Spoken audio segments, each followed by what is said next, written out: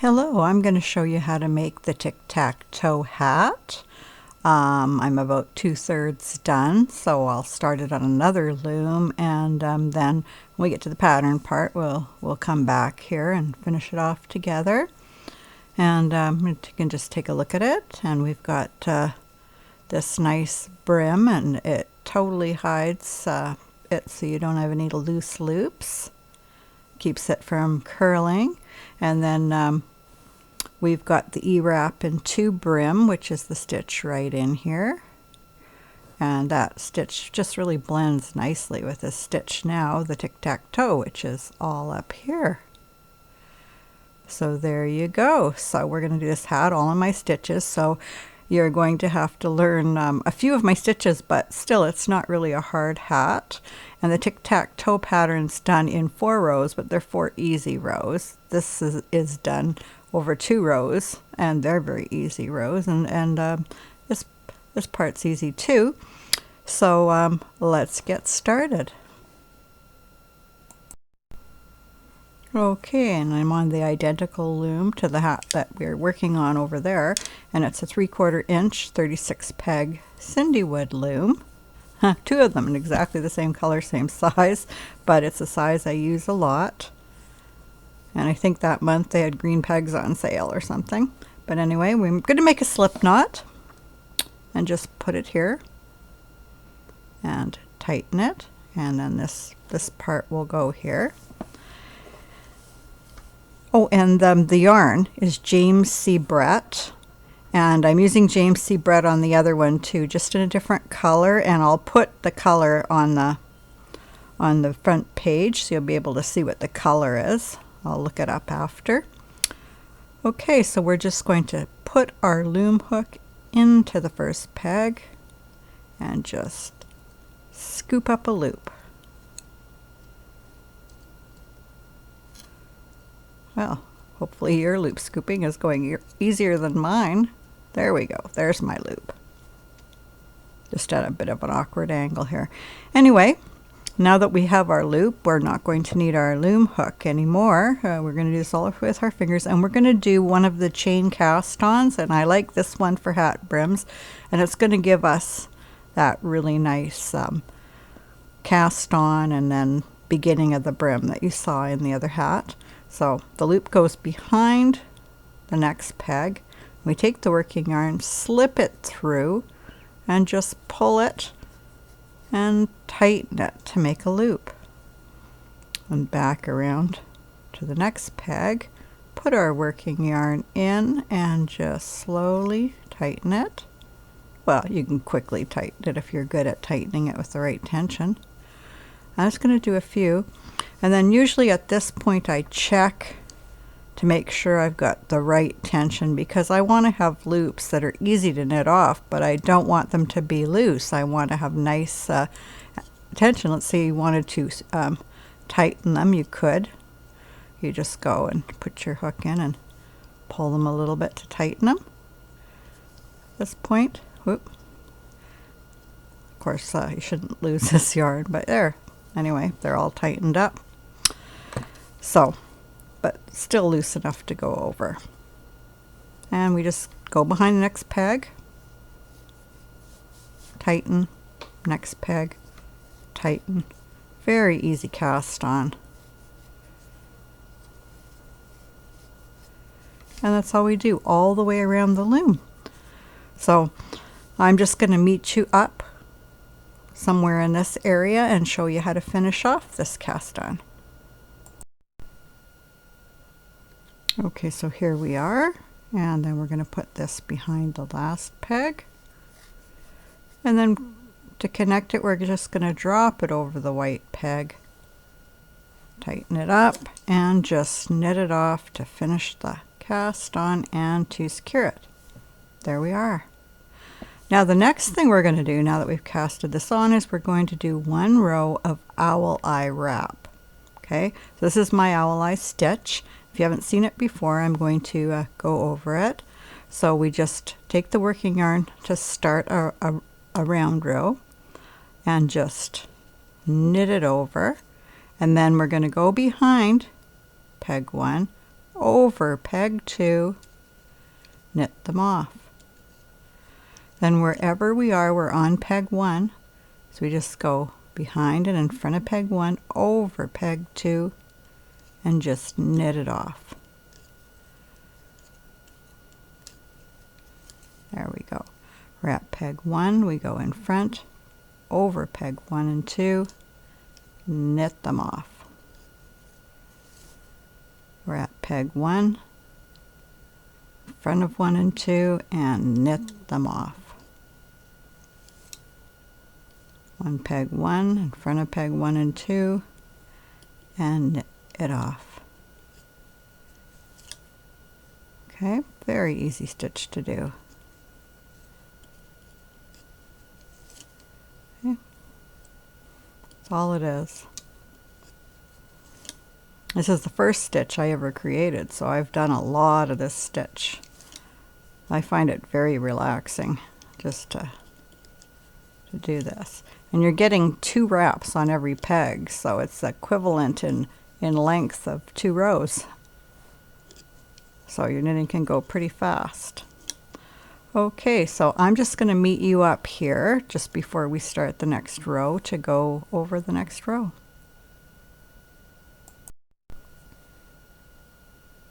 Okay, we're finishing off the row, so we're behind peg 1, going in front of 1 and 2. And then because we only have 1 wrap on this peg so far, we need to wrap it again, but we don't need to wrap that one because that one's going to have the first purl of our row of purl that we do next. So we're just going to hold it here and just knit it off. Oh, and the other thing about owl eye, be loose. You don't need to be tight at all. Okay, so now we do 1 row of purl, and this is how you do purl. You take your loom hook, you're picking up this yarn, this loop, and then you're putting the working yarn under and you're scooping up the working yarn into a loop, and then you're just going to put that, just going to put that loop back on the peg. Lift it all off and that loop goes on the peg. And again, just working yarn in, scooping up some yarn, and then just putting it over and tightening. And that's how you do a purl. And there's lots of videos on YouTube about doing a purl. If you haven't done purls, I'm just going to do a few here. Most people know how to do a purl that would be looking at this pattern. So we do the row of purl. And we get here and we do the last purl, and we start our owl eye row after that again, and the owl eye is the 1 wrap over there, and then that over the 2, just the same as I showed you in just before we did the purl. And then once we do the row of purl and then the row of owl eye, that's it. That's the whole thing for our cast on procedure. So go ahead, do the row of purl, and then do your row of owl eye, and I'll meet you up back here to start the brim. Okay, so I'm just finishing off this row of owl eye like that, and then we do 1 more row of purl. So I'll go over that whole sequence. We cast on with the chain stitch, then we did a row of purl, a row of owl eye, another row of purl, and we cast on, then we did a row of owl eye, then we did a row of purl, then we did a row of owl eye, and now we just do 1 more row of purl. So I'm going to say that again since I said it wrong that time. Okay, cast on, then we did a row of owl eye, a row of purl, a row of owl eye, and we're going to do 1 more row of purl. And then our brim will be done. You can already see that you know, it's coming up with that look that you saw in the other hat, and the cast on edge is looking really nice. It's really good because even if you have a few loose loops, this really will hide it, so you won't even see that. And this keeps hats from rolling really well also. So I'm starting to use this brim when I'm doing these lacy hats all the time. Okay, so we do the row of purl, and then I will meet you here, and then we will start the pattern for the stitch. Okay, so we've done our purl row. So we've done our cast on, then we've done our row of purl, owl eye, purl, and I did it again. We did our row of cast on, then we did a row of owl eye, and then purl, and then owl eye, and then purl. Sometimes when you make a mistake and you say the wrong thing, that becomes your habit. It drives me crazy. Okay, so now we're going to start doing the brim.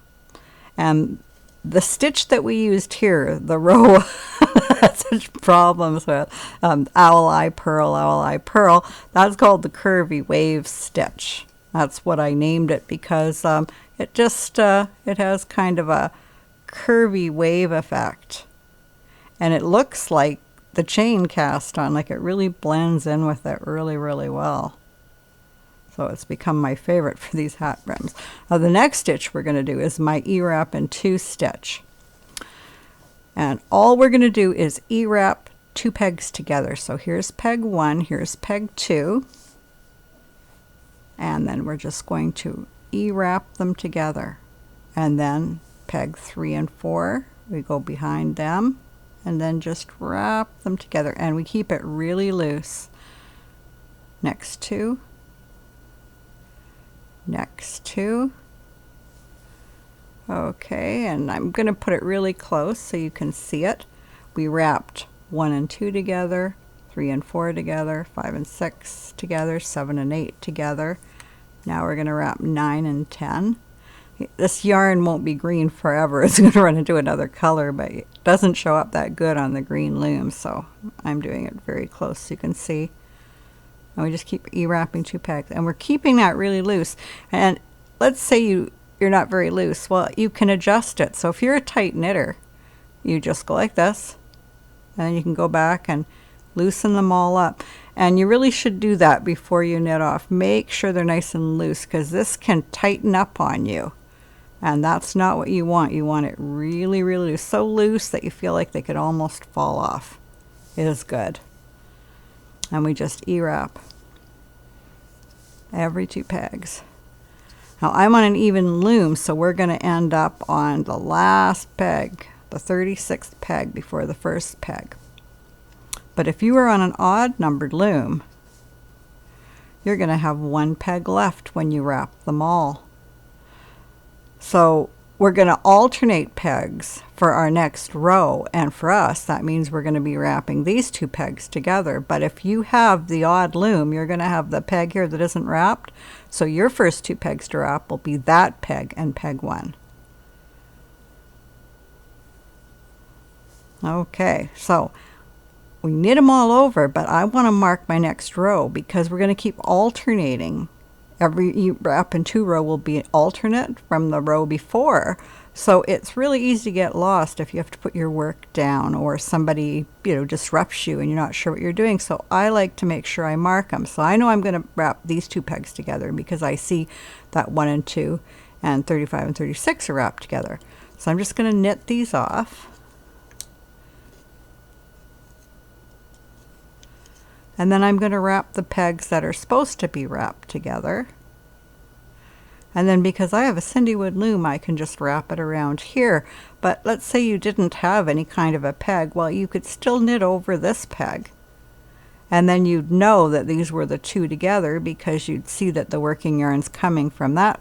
And you'd see you have the 2 loops left there. So you'd know that you marked it for the next row.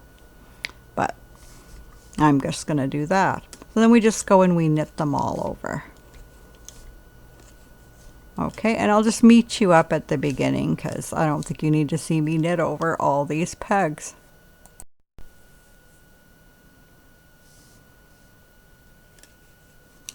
And there we are. Have them all knitted over. And now I've marked this, so I know this is the first 2 that I wrapped, so I wrapped the next 2. and I E-wrap the next two together, and I E-wrap the next two together, next two after that,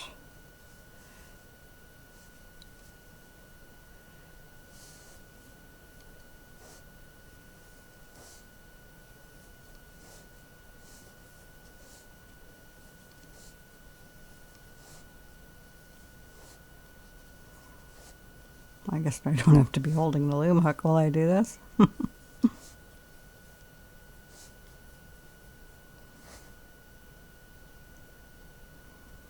And then here we are back at these two again.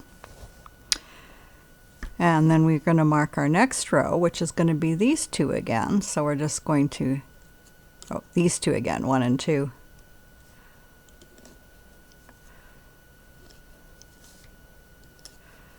And that's easy to see that we had these, and these wrapped together, so we know we're going to be wrapping those two. Now our yarn is pretty far away, so if we bring it all the way up to wrap these two, we're going to have this big long string here. And I don't want to wrap these two, although those two could be wrapped together, because we're just going to start moving that way down the loom, and we don't want to do that. We want to stay here to make it easy when we start doing the body of the hat. So what we're going to do is move this here. Now you can just pick up the yarn and put this one behind and put the yarn back on to move it behind, but I'm going to show you another way to do it that's easy.